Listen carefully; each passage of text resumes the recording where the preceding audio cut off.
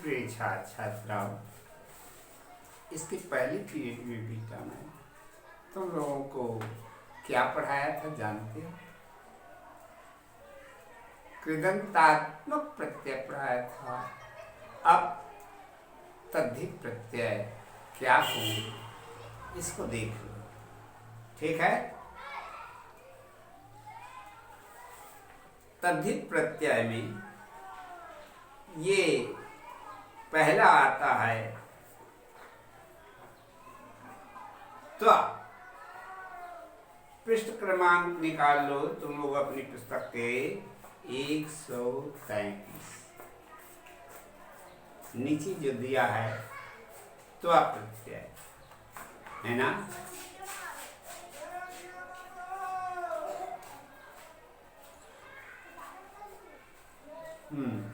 आ जाओ।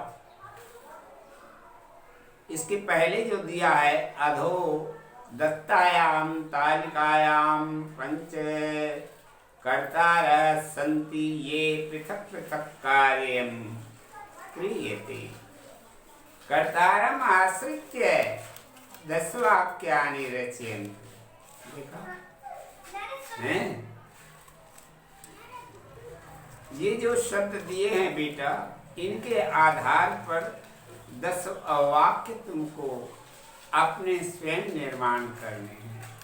यानी लेखक ये चाहता है कि बच्चे में देवभाषा संस्कृत में वाक्य बनाने की जो है स्वभाव आ जाना चाहिए। कब जब आप वाक्य बनाना आ जाएगा? जब शब्द भंडार तुम्हारा रहेगा, व्याकरण के नियमों को जानोगे, तब ना बनेगा बेटा।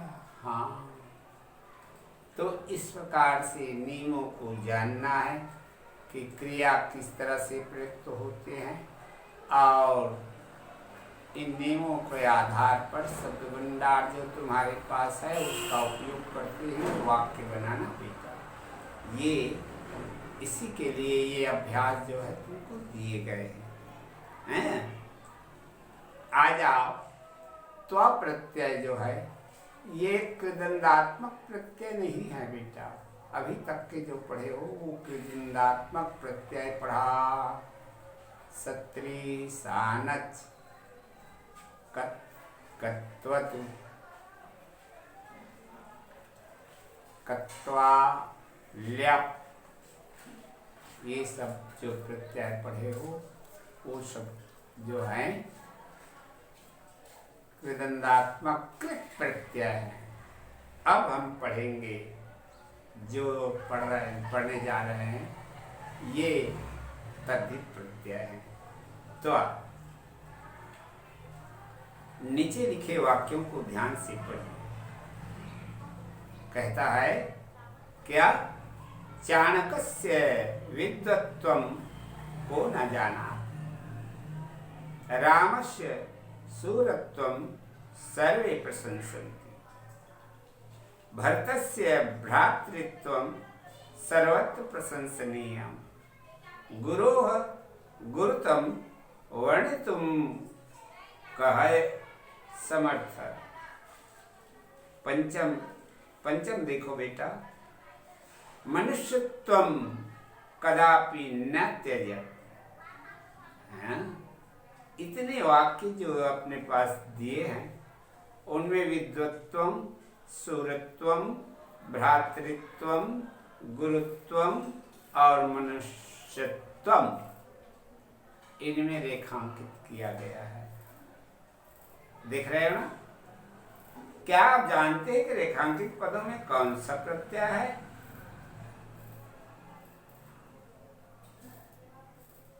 अब ये हमसे प्रश्न करता है कि आप देखिएगा इसमें कौन सा मूल शब्द है और कौन सा प्रत्यय है। तद्धित प्रत्यय जो बैठा है और रूपांतर हो गया शब्द में। तो त्वा प्रत्यय का प्रयोग भाववाचक संज्ञा पद निर्माण के लिए होता है। समझ में आया ना? तो मैं तुम्हें इसमें बता दूं बेटा, जो उदाहरण दिया है इन सभी उदाहरणों के रेखांकित शब्दों में त्वा प्रत्यय लगा हुआ है। हैं? तो जब इसका हम प्रत्यय अलग करेंगे तो खाका बनाएंगे, शब्द, मूल शब्द, प्रत्यय, ठीक।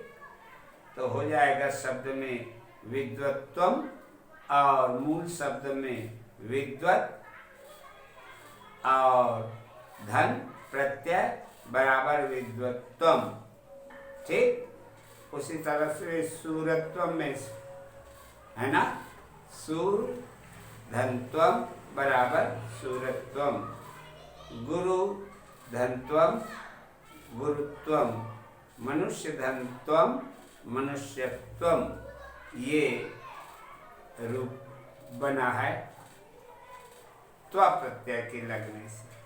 आगे की बात समझ में आ जाओ, आगे देखते हैं।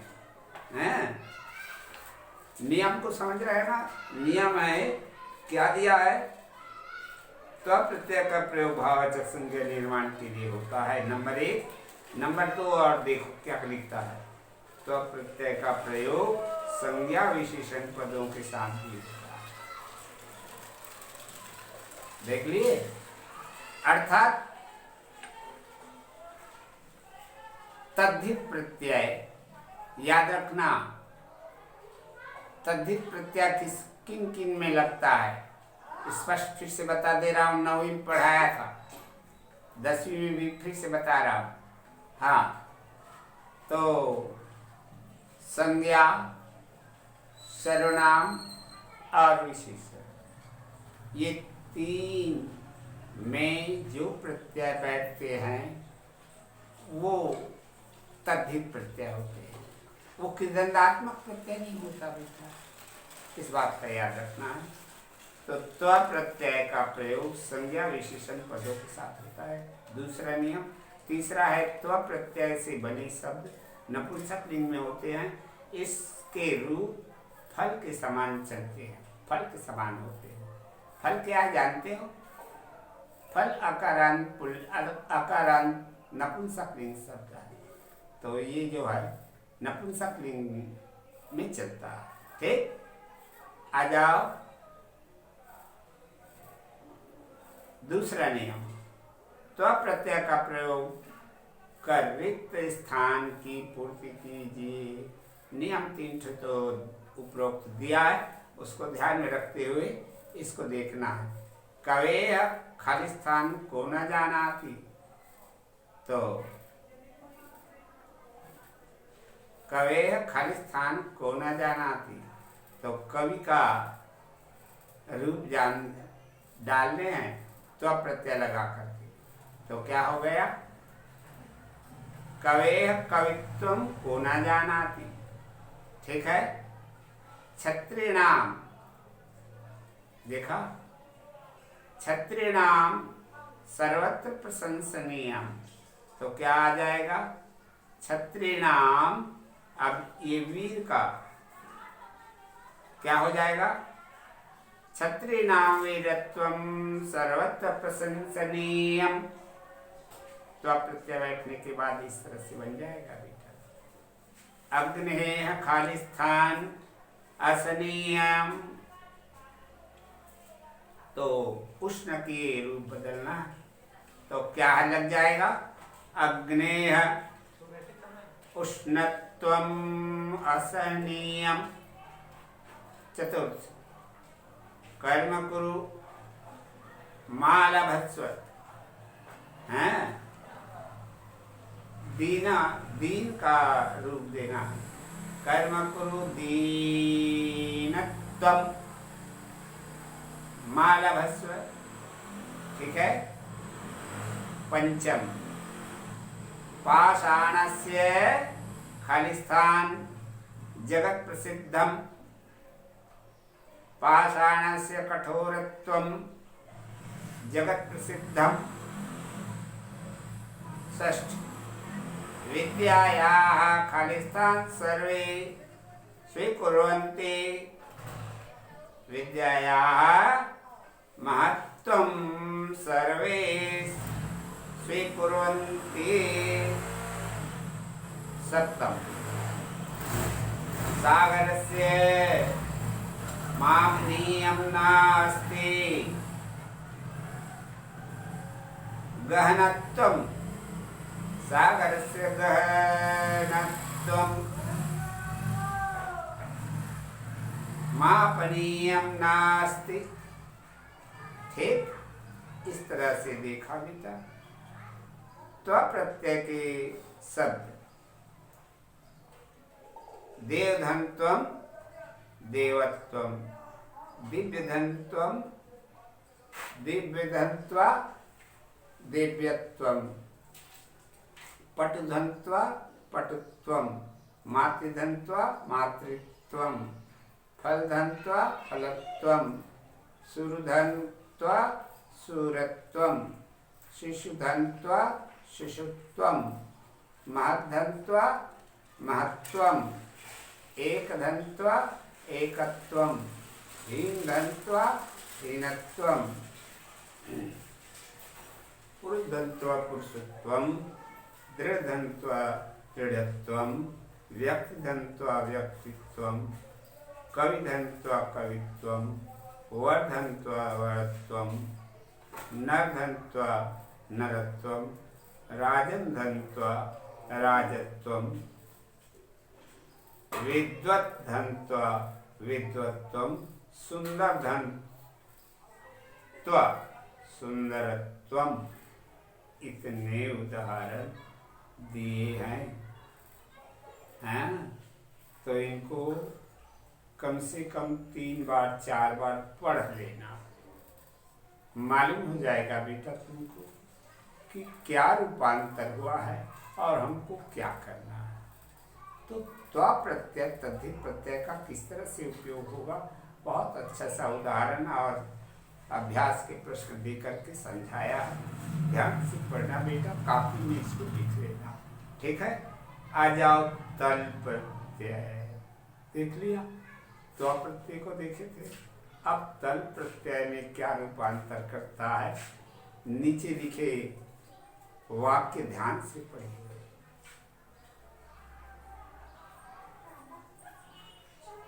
क्या है?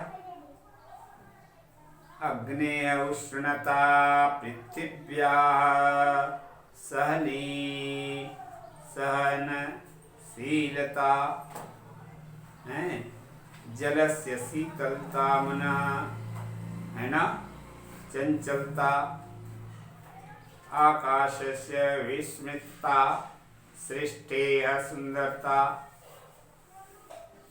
समुद्रस्य गहनता, प्रकृतेः रमणीयता।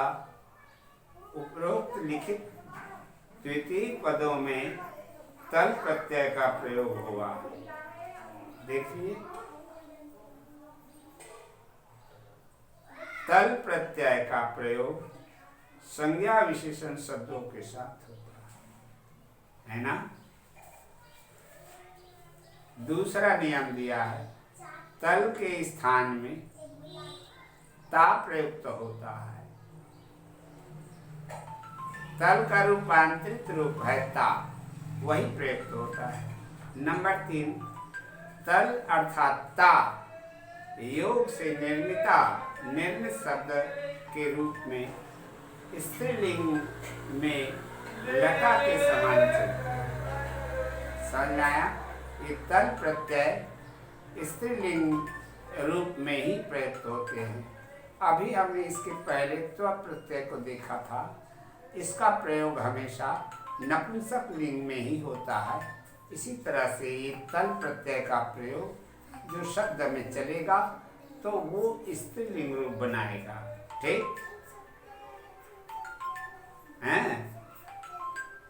अब चतुर्थ नियम क्या है? तल अर्थात ता योग से भाववाचक संज्ञा का निर्मित होते हैं।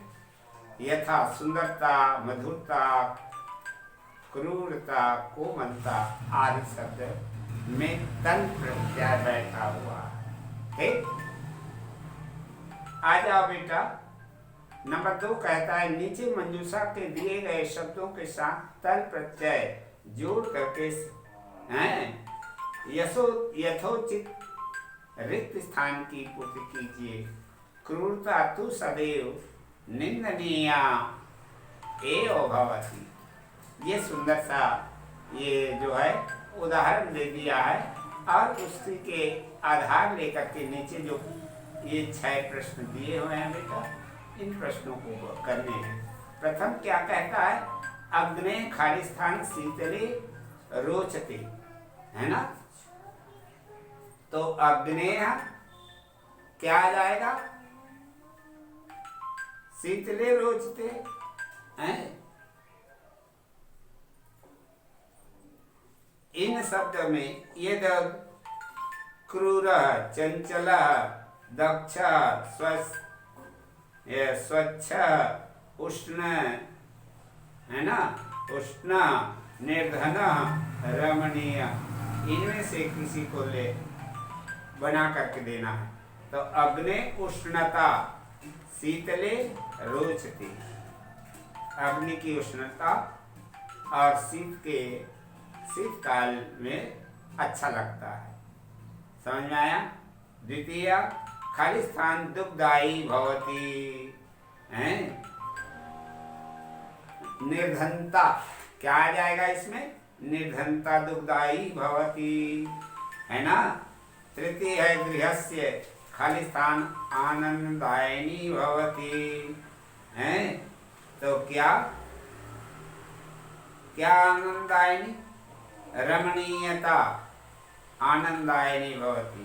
प्रकृतेः खाली स्थान मनोरमा अस्ति, है ना, स्वच्छता मनोरमा अस्ति। गणित विषये अशोकस्य खाली स्थान प्रशंसनीय वर्तते, दक्षता आएगा। गणित विषये अशोकस्य दक्षता प्रशंसनीय वर्तते। समझ आया। तो सब में तल प्रत्यय लगा करके उपयोग करना बेटा। मनसः खाली स्थान वानरस्य ही भवति, मनसः चंचलता वानरस्य ही भवति, है ना। इस तरह से ये बहुत सुंदर समझाया है। आगे ठक प्रत्यय को अगले पीरियड में पढ़ाऊंगा, ठीक। ये सब कॉपी में लिख लेना बेटा, और 3 बार 4 बार पढ़ोगे ऐसे ही तुमको आ जाएगा कि ये कौन सा प्रत्यय बैठा है, ठीक।